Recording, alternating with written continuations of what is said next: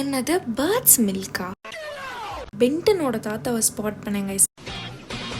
இந்த பிள்ளை எப்போ பார்த்தாலும் வெளியே சுற்றிட்டு இருக்குன்னு நினைக்காதீங்க. எனக்கு எக்ஸாம்ஸ் எல்லாம் முடிஞ்சிச்சு. ஸோ இந்தியா போகிறேன்.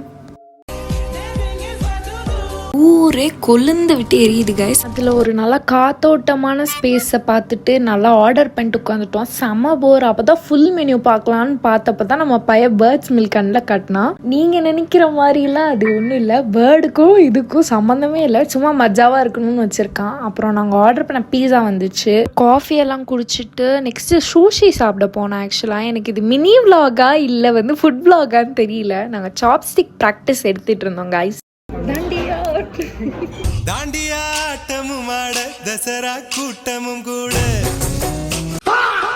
ப்ராக்டிஸ் மேக்ஸ் மேன் பர்ஃபெக்ட்டுங்கிற மாதிரி நல்லா ப்ராக்டிஸ் பண்ணிட்டேன். இனிமேல் தண்ணி கூட நான் சாப்ஸ்டிக்கில் தான் குடிப்பேன். நான் யாரால் தடுக்க முடியும் சொல்லுங்கள்?